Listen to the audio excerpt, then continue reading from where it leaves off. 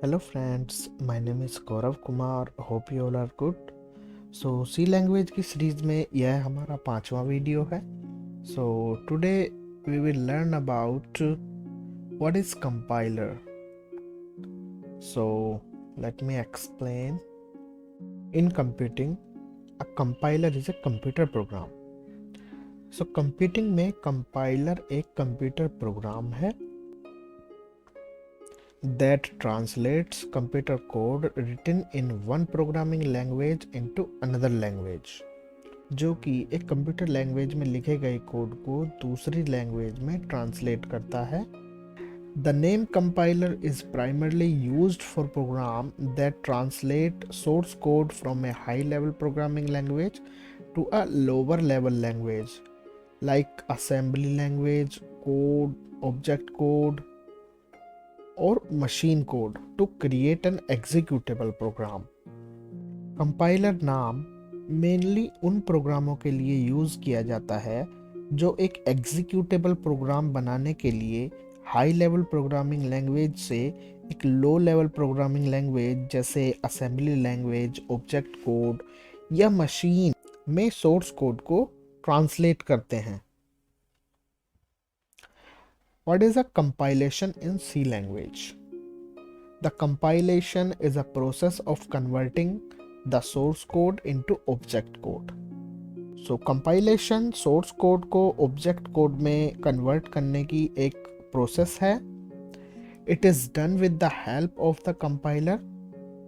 यह compiler की मदद से किया जाता है. The compiler checks the source code for the syntactical or structural error. Compiler syntactical और स्ट्रक्चरल एरर के लिए सोर्स कोड को चेक करता है. And if the source code is error free then it generates the object code. और यदि source code error free है तो यह ऑब्जेक्ट कोड को जनरेट करता है. सो यहाँ पे मैंने एक प्रोग्राम बनाया है, simple program like a hello world. And this is a source code and this is machine code or object code. So I will explain you later about this. So the following are the phases through which our program passes before being transformed into a executable form. So executable form में transfer होने से पहले हमारा programme इस process से होकर गुजरता है.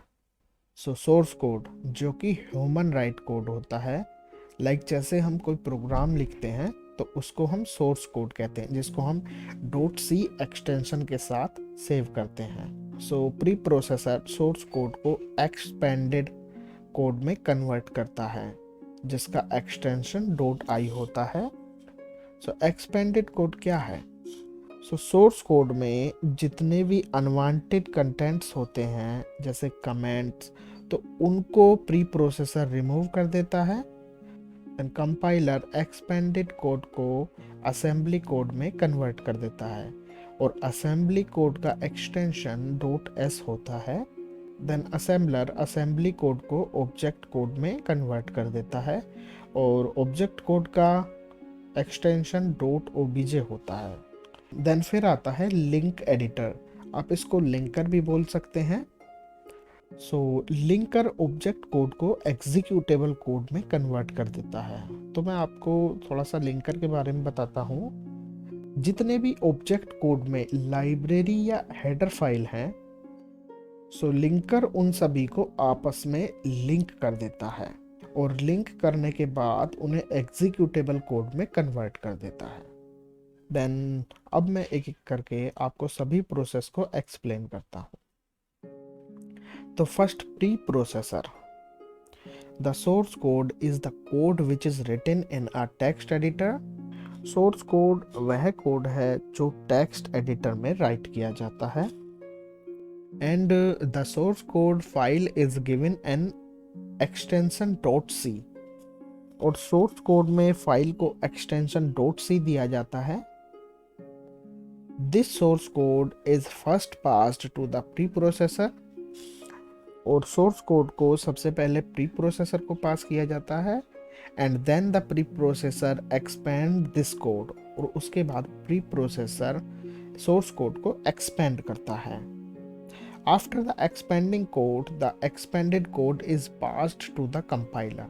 सो एक्सपेंड करने के बाद एक्सपेंडेड कोड को प्री प्रोसेसर कंपाइलर को पास कर देता है. Then compiler, the code which is expanded by the preprocessor is passed to the compiler. Code जो प्री प्रोसेसर द्वारा एक्सपेंडेड किया जाता है उसे कंपाइलर को पास कर दिया जाता है. The compiler converts this code into assembly code. Compiler उस कोड को असेंबली कोड में कन्वर्ट कर देता है. और we can say that C compiler converts the preprocessor code into assembly code. और हम यह कह सकते हैं कि C compiler preprocessed code को असेंबली कोड में कन्वर्ट करता है.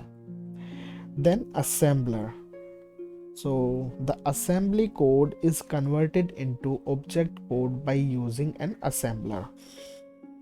सो असेंबली कोड को असेंबलर का यूज करके ऑब्जेक्ट कोड में कन्वर्ट किया जाता है. The name of the object file generated by the assembler is the same as the source file. Assembler द्वारा जनरेट ऑब्जेक्ट फाइल का नाम और सोर्स फाइल का नाम सेम होता है. The extension of the object file in the DOS.obj. DOS में object file का एक्सटेंशन .obj है and in Unix the extension is O. और यूनिक्स में एक्सटेंशन O है. If the name of the source file is hello.c, then the name of the object file would be hello.obj. अगर हमारी source file का नाम hello.c है तो object file का नाम hello.obj होगा. देन अब आता है हमारा linker. So mainly all the programs written in C use library functions. Mainly C में लिखे गए सभी प्रोग्राम लाइब्रेरी फंक्शन का यूज करते हैं. These library functions are pre-compiled. ये लाइब्रेरी फंक्शंस प्री-compiled होते हैं and the object code of these library files is stored with .lib or .a extension. और इन लाइब्रेरी फाइलों का ऑब्जेक्ट कोड .lib या .a एक्सटेंशन के साथ स्टोर किया जाता है. The main working of the linker is combine the object code of the library files with the object code और आवर प्रोग्राम. सो लिंकर का मेन वर्क लाइब्रेरी फाइलों के ऑब्जेक्ट कोड को हमारे प्रोग्राम के ऑब्जेक्ट कोड के साथ link करना होता है, जैसा कि मैंने आपको पहले ही बताया था. Sometimes the situation arises when our program refer to the function defined in our files.